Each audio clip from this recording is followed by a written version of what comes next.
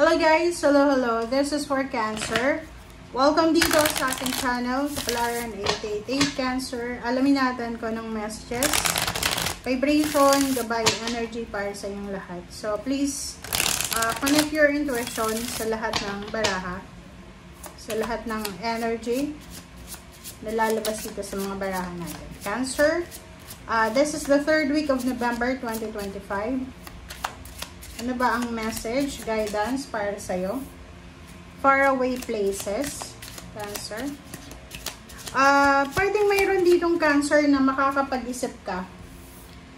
Na kung nasa Pilipinas ka lang, or pwedeng nasa ibang lugar ka, pwedeng nasa Pilipinas ka, posibleng mag-iisip ka ngayon na magtrabaho sa ibang lugar. Pwedeng nasa Luzon ka, gusto mo sa city ng Luzon, Visayas, Mindanao, ganyan-ganito.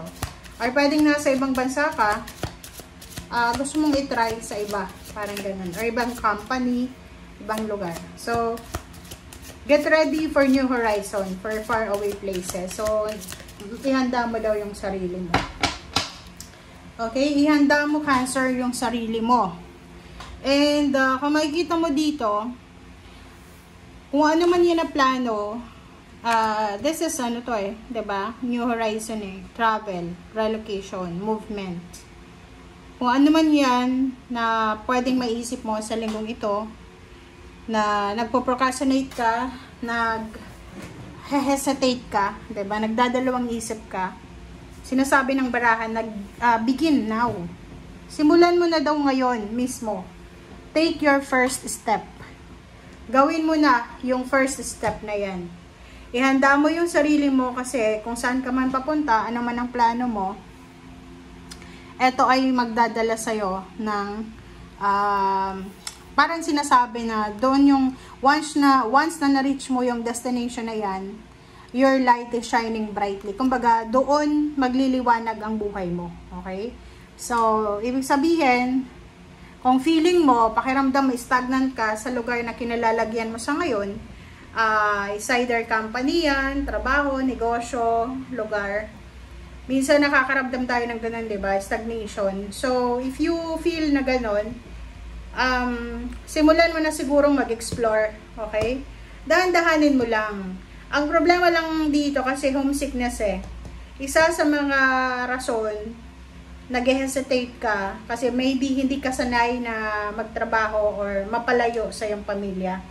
But sinasabi ng baraha, once daw, Cancer, na masimulan mo na to, kung ano man tong sisimulan mo sa linggong ito, lalo na kung pupunta ka sa malayong lugar, doon sa malayong lugar na yon, doon mo makukuha, or yun yung talaga yung destination mo, doon magliliwanag ang lahat sa buhay mo. Okay?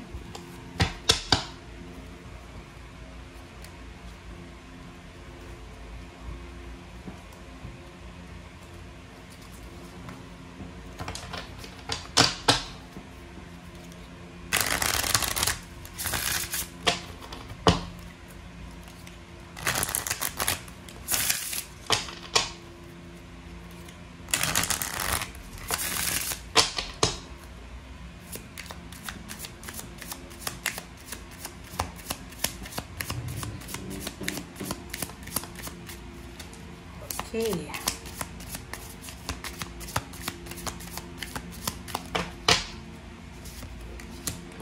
Cancer, Jack of Clover. Number 16, number 9. Let's check. Ano pa ba? Okay, yan lang.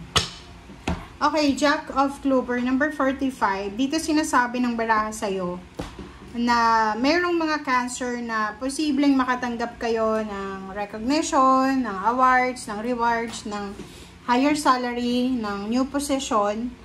Kasi, like if you are a business person or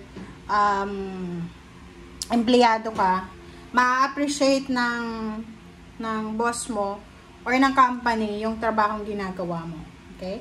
Number 16, number 9, yun talaga may travel Sinasabi ng baraha sa'yo dito na kung ikaw ay magta-travel, kung ikaw ay maglalakbay, looking for a job, relocation para sa trabaho, sinasabi ng Baracer dito na doon mo mahahanap yung wealth, richness, riches, wealth, and blessings, parang ganon.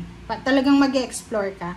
So, doon sa mga Cancer na, halimbawa, yung flight nyo, papuntang ibang bansa is this week, simula November 17. Possible, okay?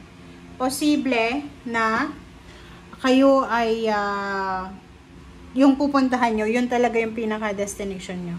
Okay? Doon yung makukuha yung success na minamanifest nyo.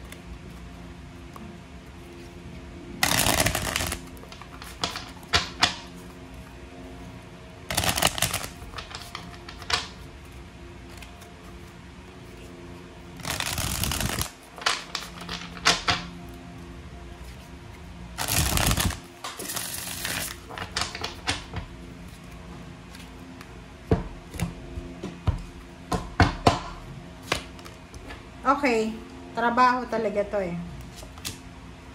Diba? Doon sa mga unemployed na Cancer, or maybe hindi ka na masaya sa kasalukuyan mong trabaho, sinasabi ng barahan na isang plano na posibleng makakatulong sa'yo para makahanap ka ng trabaho. Okay? Or kung ano man tong ginagawa mo sa ngayon, kung ano man tong sinisimulan mong trabaho, or kung ano man itong ginagawa mo sa ngayon, ito ay magdadala sa'yo ng sobra-sobrang focus. Okay? Or parang sinasabi ng baraha na once na nabigyan ka ng opportunity na makapagsimula, lalo na kung nakaalis ka na sa stagnant na situation, kailangan mo bigyan ng focus daw. Four of Pentacles, simula sa linggong ito, magkakaroon ka ng idea, plano na mag-ipon. Sobra-sobrang magiging kuripot ka simula sa linggong ito. Sobra-sobrang magsisave ka. Nakikita ko sa'yo dito na kailangan mong bantayan yung expenses mo, or maybe kailangan mo ng kumilos kasi yung mga ipon nyo ay paubos na. Nine of Cups, meron ditong Cancer na possible na isa sa rason kung bakit, halimbawa may trabaho ka na pero gusto mo pa ng part-time, gusto mo pa ng additional na trabaho kasi may pinaghahandaan ka na family celebration. It's either fiesta, birthday, Christmas, parang naghahanda ka para sa bonggang Christmas party ng anak mo, ganyan ganito. So nakikita ko sa'yo na simula ngayong linggong ito ay nakafocus ka sa pagsisave ng pera. Kumbaga lahat ata ng source ng income na pwede mong pasukin ay papasukin mo kasi gusto mong magbabalanse ka ng pera eh, 'di ba? Kasi marami kang plano. So yun, sinasabi ng baraha sa'yo dito na huwag tayong magpadalos-dalos sa lahat ng mga decision making natin. Make sure na pinag-iisipan natin yan ng mabuti. Okay? Thank you guys for watching and see you again. Bye!